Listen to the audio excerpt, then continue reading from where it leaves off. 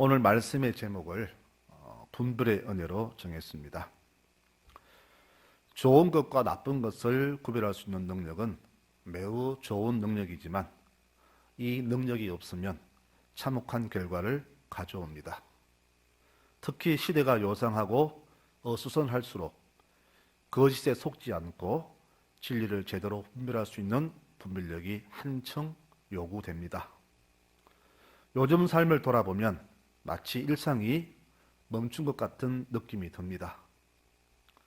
코로나가 뭔데 우리 삶을 이렇게 엉망으로 만들었을까요? 저는 우리 스스로가 우리 삶을 엉망으로 만들었다고 봅니다. 우리는 이 코로나를 너무 크게 봤습니다. 민수기에 말씀합니다. 가나안의 적들은 너무나 장대하여 우리가 상대하지 못할 것 같고 우리는 그들 앞에서 메뚜기 같다. 이스라엘은 스스로 자신을 작게 여기고 상대를 크게 본 결과 적과 싸우기 전에 패배를 작정했고 그 불신의 징계로 40년 광야 생활을 해야만 했습니다. 지금 이 사회의 문제가 바로 이것입니다.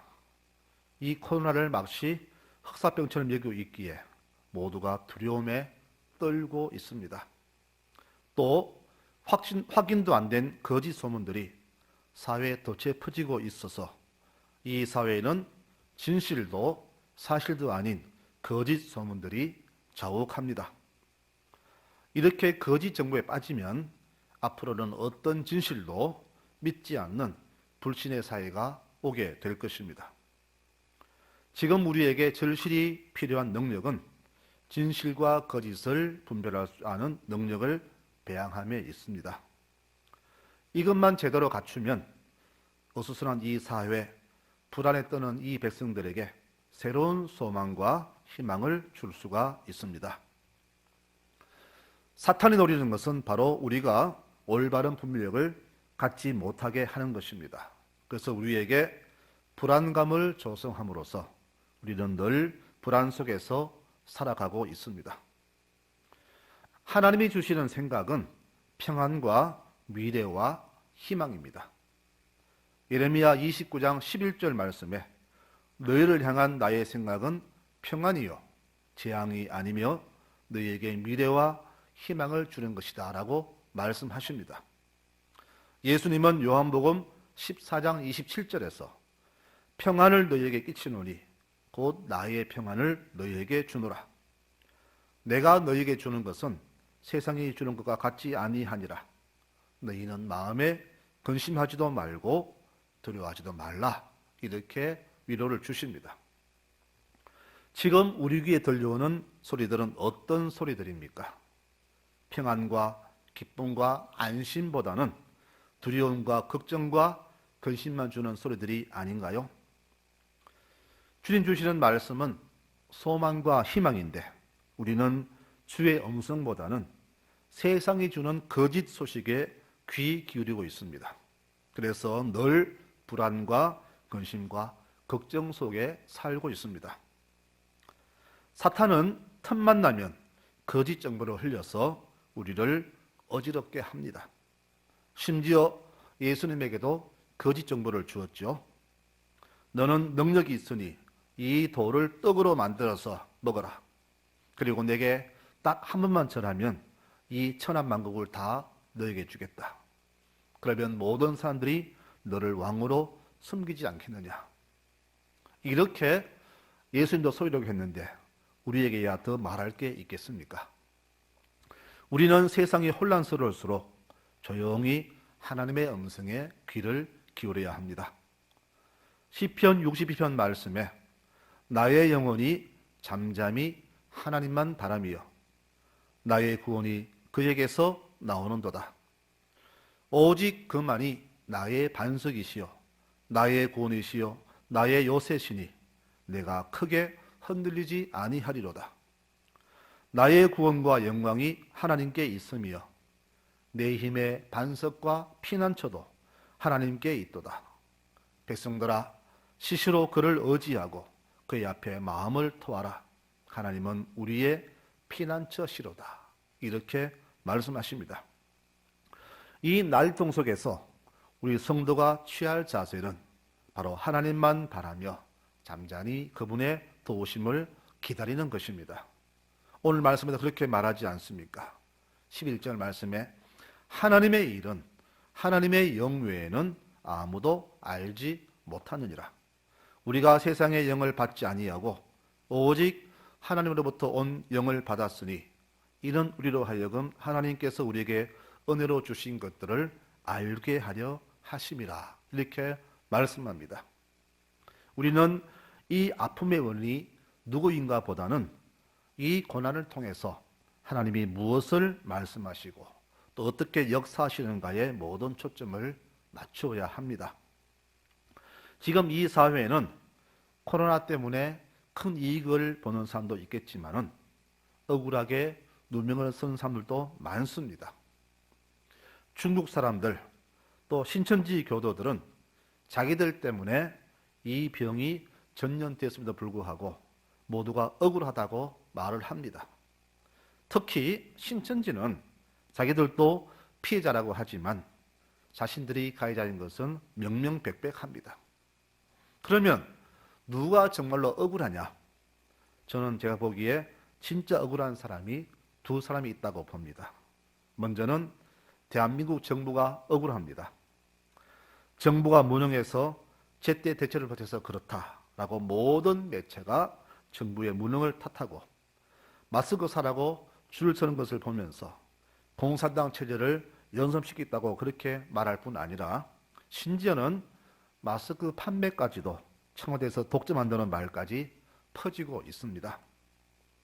세상에 자기 국민을 고통받게 하는 정부가 어디에 있습니까? 죽을 각오로 치료에 힘쓰는 정부와 강요들과 어르신들은 정말로 억울할 것입니다. 물론 정책적 판단 미스로 실수했을 수는 있겠으나 지금 퍼지고 있는 이 모든 소문들은 정말로 억울한 소문들입니다. 그러나 더 억울한 분이 계십니다. 그분이 누굴까요? 바로 하나님입니다. 이게 무슨 소리입니까? 우리 교인들이 이 코로나 발병 원인을 하나님께로 돌린다는 겁니다. 목사님들의 설교를 듣고 기도를 들어보면 그것이 드러납니다. 이 땅에 죄가 많아서 하나님이 진노하셔서 이 병을 주셨다라고 설교합니다. 목사님들이 그렇게 설교하고 또 기도하는 내용마다 이런 내용들이 다 들어 있습니다. 우리의 죄 때문에 하나님이 진노하셨으니 이 진노를 푸시고 이 땅을 고쳐달라는 것이 우리 교인들의 생각입니다. 그러면 하나님이 이 병의 제공자라고 하는 근거가 성경 어디에 있을까요? 신명기 28장에 있는 말씀으로 그 근거를 삼습니다. 신명기 28장 20절에 네가 죄를 짓고 하나님을 잊으면 여호와께서 저주와 혼란과 책망을 내리사 망하며 속히 파멸하게 하실 것이며 여호와께서 내 몸에 연병이 들게 하사 네가 들어가 차지할 땅에서 마침내 너를 멸하실 것이며 폐병과 열병과 염증과 학질과 한재와 풍재와 썩는 재앙으로 너를 치시리니 이 재앙들이 너를 따라서 너를 진멸하게 할 것이라. 또 28장 60절에는 네가 두려워하던 애굽의 모든 질병을 내게로 가져다가 네 몸에 들어붙게 하실 것이며 이 율법책에 기록하지 아니한 모든 질병과 모든 재앙을 네가 멸망하기까지 여호와께서 내게 이르실 것이다. 이 말씀을 근거로 하나님이 이 코로나 발병자라고 그렇게 우리가 판단합니다. 물론 하나님께서는 질병과 자연재해를 통해서 우리 인생의 일을 통치하심을 보여주는 것은 사실은 맞습니다. 그러나 이것은 특별한 경우일 뿐입니다. 그런데 우리가 인간의 죄 때문에 이 코로나 주었다고 하는데 만일 이 코로나가 우리의 죄 때문이라면 우리 인류는 벌써 수천 년 전에 다 죄로 말미암아 멸망했어야 됩니다. 또 교인께 하는 말이 있습니다. 중국에서 교회를 핍박하고 폐쇄했는데 그것이 바로 우한이다. 그래서 하나님이 진노하셨다. 또 우한에는 신천지 교회가 들어서는 바람에 하나님이 그 신천지 때문에 코로나를 발병하셨다. 이런 말들이 돌고 있습니다. 정말로 기가 막히는 말들이죠. 이 땅에 교회가 폐쇄된 곳이 어찌 중국뿐이고 신천지가 들어온 곳이 어찌 우한뿐이겠습니까? 중동의 모든 나라들 모두가 교회를 핍박하잖아요. 또 중국만 그렇습니까? 북한은 또 어떻고요? 우리는 이 모든 사실을 제대로 파악해야 합니다. 이 땅에서 일어나는 모든 죄의 원인은 하나님이 아니라 우리의 무분별한 생활 때문임을 우리는 직시해야 합니다. 불결한 위생, 우리의 탐식, 과음, 탐욕, 폭식, 과로, 약물 중독, 알코올 중독, 이 모든 것 우리가 잘못 살아서 모든 병이 생겼는데 이 원인을 하나님께 돌리니 하나님이 얼마나 억울하시겠습니까? 물론 우리가 기도할 때에 죄를 회개하는 것은 맞지만은 그 기도 내용 속에 이 병은 하나님 주신 것으로 인정하고 드리는 기도를 보면은 우리 기도가 얼마나 잘못되었고 우리가 하나님을 얼마나 알지 못하는가를 진실이 알게 됩니다. 하나님은 우리의 죄 때문에 벌 주시는 분이 아닙니다. 하나님께서는 한 사람이라도 더 회개하도록 오랫동안 기다리는 분입니다. 그러므로 하나님이 이 재난의 발병자라는 오해는 절대 하지 마시기 바랍니다. 하나님은 절대로 그런 분이 아닙니다. 하나님 도리어 우리를 이렇게 사랑하십니다. 하나님이 그 아들을 세상에 보내신 것은 세상을 심판하려 하심이 아니요 그로 말미암아 세상이 구원을 받게 하려 하심이라. 그를 믿는 자는 심판을 받지 아니하는 것이요 믿지 아니하는 자는 하나님의 독생자 이름을 믿지 아니함으로 벌써 심판을 받은 것이니라. 내 잘못으로 심판을 받는 것이고 내 잘못된 삶으로 고통과 질병, 아픔을 겪는 겁니다. 우리는 이 사실을 제대로 알아야 합니다. 하나님이 절대 원인이 아님을 여러분 깨달으시기 바랍니다. 역대하 8장 28절, 6장 28절과 열왕기상 8절에 하나님의 귀한 기도가 나옵니다.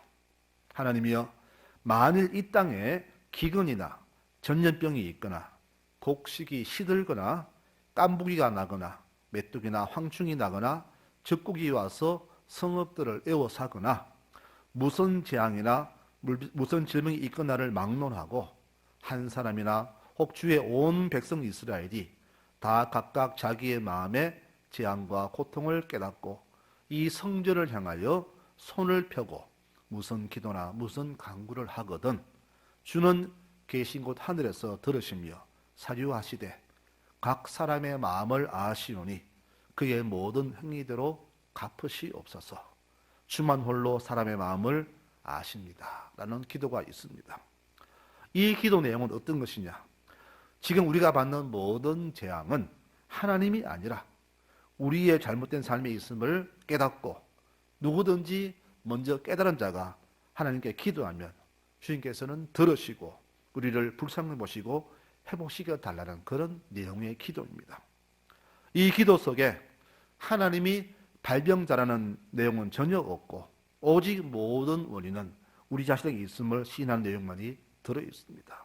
성도 여러분, 지금 이 시기에 우리가 드리는 기도가 바로 이런 기도가 드려지는 것이 마땅하지 않겠습니까?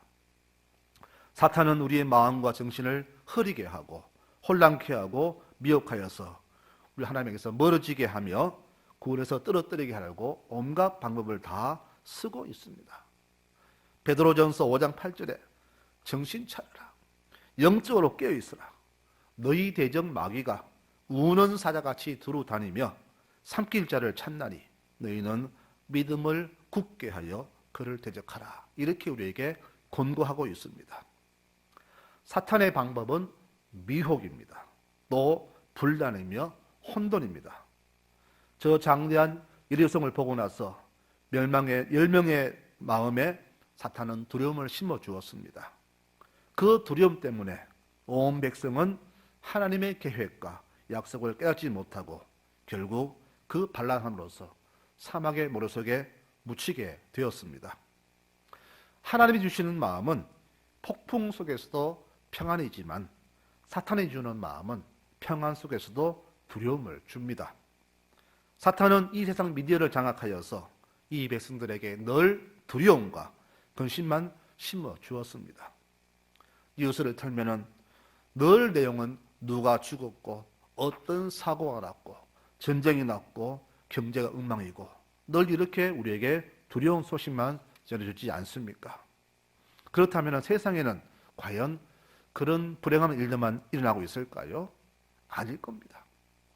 엄밀한 곳에서 행해지는 아름다운 선행들, 또 고난을 이겨내고 기적을 만들어내는 사람들의 아름다운 모습들, 이렇게 감사하고 놀라운 일들이 얼마나 많은데 사탄은 늘 어두운 소식만 전하지 않습니까?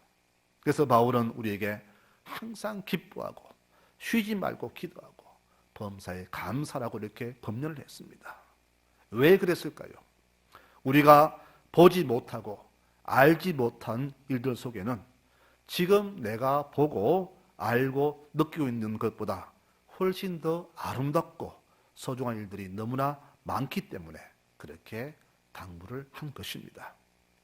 우리는 하늘에 속한 사람들, 영에 속한 사람들입니다. 육에 속한 사람은 세상에 귀를 기울이지만 영의 사람들은 말씀에만 귀를 기울입니다. 성도 여러분, 우리는 오직 하나님께만 귀를 기울여야 됩니다. 그래야만이 올바른 분별력을 가질 수가 있습니다. 이렇게 거짓이 난무한 시대에는 이 분별력이 얼마나 큰 축복인지 모릅니다.